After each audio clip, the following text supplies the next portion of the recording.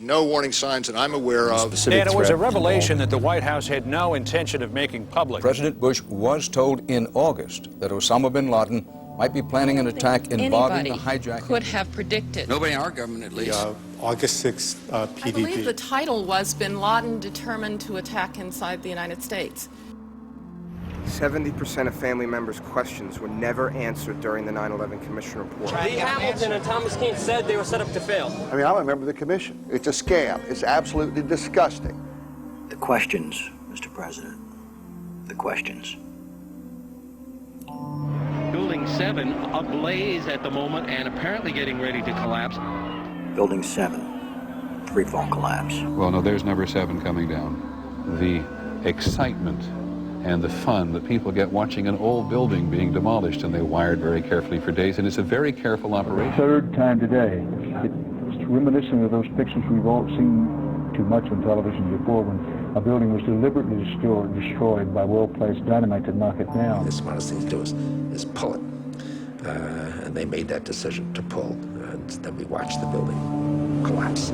Jane, what more can you tell us about the Salomon Brothers building and its collapse? Well, only really what you already know. Details are very, very sketchy. We're getting information now that one of the other buildings, Building 7 in the World Trade Center complex, is on fire and has either collapsed or is collapsing.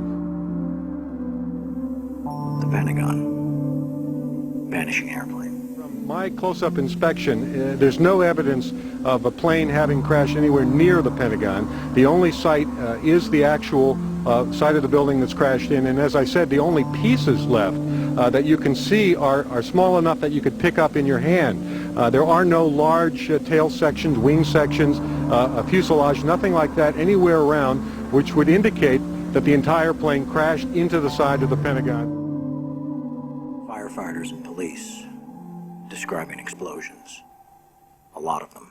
The secondary explosion. We've got numerous people covered with dust from the secondary explosion. Just floor by floor instead of popping out. It was if they had detonated. Yeah, if they were planned to take down a building. Boom, boom, boom, boom, boom, boom, boom. Looks sort of like the building just demolished. Even if there was no secondary explosives in the building. Kind of like gunfire.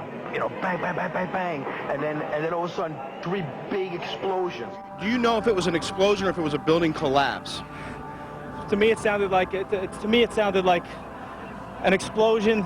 Chief Albert Turry told me that he tried to get his men out as quickly as he could, but he said that there was another explosion which took place, and then an hour after there was another explosion in one of the towers here.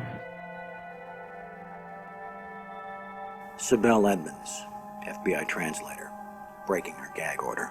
All our intimate relationship with Bin Laden and Taliban. We did carry very intimate relationship with these people all the way up to September 11. Bin Laden was spirited into this military hospital in Rawalpindi for kidney dialysis treatment. The military had him surrounded. They were saying that Osama bin Laden had to be watched carefully and looked after.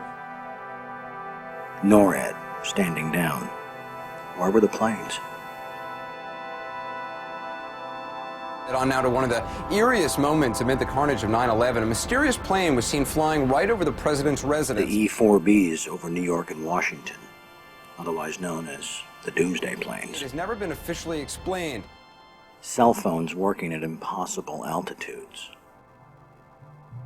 Solicitor General Ted Olson receiving phone calls that the FBI says were never made. What happened during that call? This is the only information we have on these terrorists. She was able to call him twice. How she could pull that off, we don't know, but she did. These are the questions, Mr. President. These are the questions. They go on and on. Good afternoon, Mr. President. I come to you today representing the families of the victims of September 11th, as well as millions of my fellow Americans.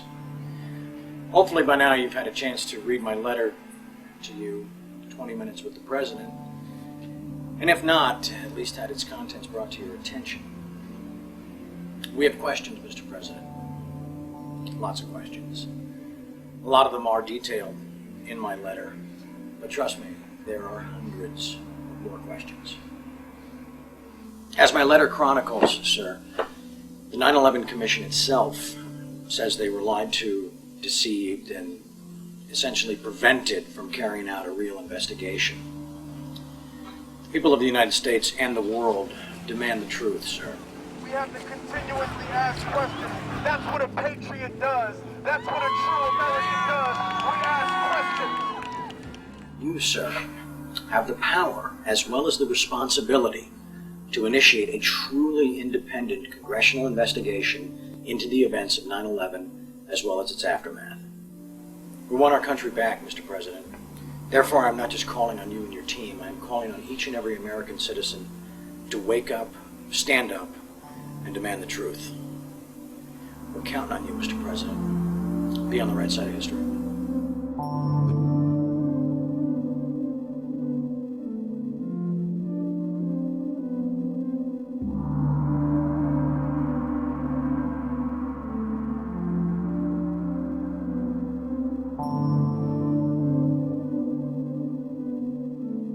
Are you now saying that they weren't asking to block an investigation? An investigation must not interfere with the ongoing efforts to prevent the next attack. Senator Tom Daschle said last week that you called him several times and urged him not to investigate the events of September 11th. Tom's wrong. He has, I think, in this case, let's say a misinterpretation.